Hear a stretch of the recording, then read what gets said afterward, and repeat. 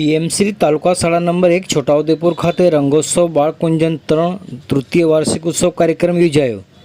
છોટાઉદેપુર જિલ્લા પંચાયત શિક્ષણ સમિતિ સંચાલિત પીએમસી તાલુકા શાળા નંબર 1 છોટાઉદેપુર ખાતે લોકસભા સાંસદ જસુભાઈ રાઠવાના અધ્યક્ષસ્થાને રંગોત્સવ બાળકુંજન 3 નિમિત્તે શાળા કક્ષાએ તૃતીય વાર્ષિક ઉત્સવ કાર્યક્રમ યોજાયો હતો। ઉપસ્થિત મહાનુભાવો દ્વારા દીપ પ્રાગટ્ય કરી કાર્યક્રમને ખુલ્લો મૂકવામાં આવ્યો હતો। વિવિધ ક્ષેત્રે ઉત્કૃષ્ટ પ્રદર્શન કરી શાળાનું નામ રોશન કરનાર વિદ્યાર્થીઓને મહાનુભાવોના હસ્તે ટ્રોફી તેમજ પ્રમાણપત્ર આપી સન્માનિત કરવામાં આવ્યા હતા। આ પ્રસંગે શાળાના નાના નાના ભૂલકાઓ દ્વારા સુંદર મજાના સાંસ્કૃતિક કાર્યક્રમો રજૂ કરી ઉપસ્થિત સૌને મંત્રમુગ્ધ કરી દીધા હતા। આ પ્રસંગે લોકસભા સાંસદ જસુભાઈ રાઠવા, ધારાસભ્ય રાજેન્દ્રસિંહ રાઠવા, પૂર્વ રેલ રાજ્યમંત્રી નારાયણભાઈ રાઠવા, એપીએમસી છોટાઉદેપુરના ચેરમેન મુકેશભાઈ પટેલ, જિલ્લા પ્રાથમિક શિક્ષક સંઘના પ્રમુખ માધુભાઈ રાઠવા, તાલુકા શિક્ષક સંઘના પ્રમુખ જગદીશભાઈ, નગરપાલિકાના કોર્પોરેટરશ્રીઓ, તાલુકા જિલ્લા શિક્ષક સંઘના હોદ્દેદારો, વિવિધ શાળાના આચાર્યો, પીએમસી તાલુકા શાળા નંબર 1ના શિક્ષકો, એસએમસી સમિતિના સભ્યો, શાળાના બાળકો, વાલીઓ મોટી સંખ્યામાં ઉપસ્થિત રહ્યા હતા। આવો સાંભળીએ આ અંગે ધારાસભ્ય રાજેન્દ્રસિંહ રાઠવા શું કહી રહ્યા છે, સાંભળો તેઓના મુખે।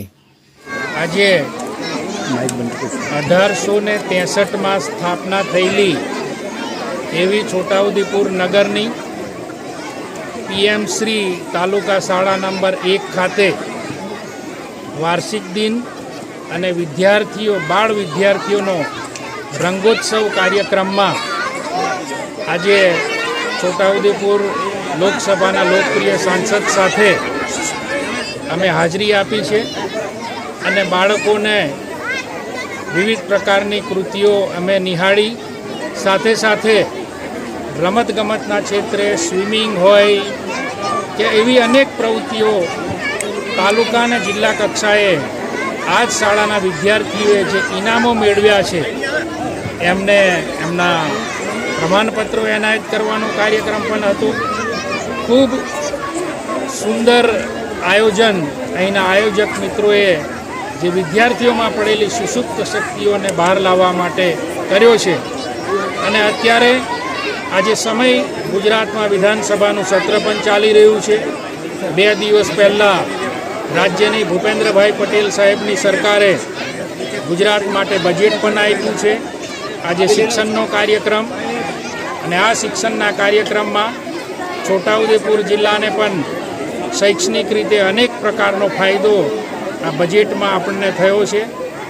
હમણાં તાજેતરમાં જ છોટાઉદેપુરની નગરપાલિકાની સામાન્ય ચૂંટણી પણ સંપન્ન થઈ છે અને આ બજેટમાં છોટાઉદેપુરની નગરપાલિકાને A ગ્રેડ આપવાનું રાજ્ય સરકારે બજેટમાં પણ ઘોષણા કરી છે, જેના કારણે આ નગરપાલિકાને ખૂબ મોટા પ્રમાણમાં ગ્રાન્ટો મળવાની, A ગ્રેડ નહીં હોવાના કારણે અમુક પ્રકારના જે પ્રોજેક્ટો, અમુક પ્રકારની યોજનાઓ નહીં મળી શકતી હતી તેવી યોજનાઓ પણ આપણને આ નગરને મળવાની।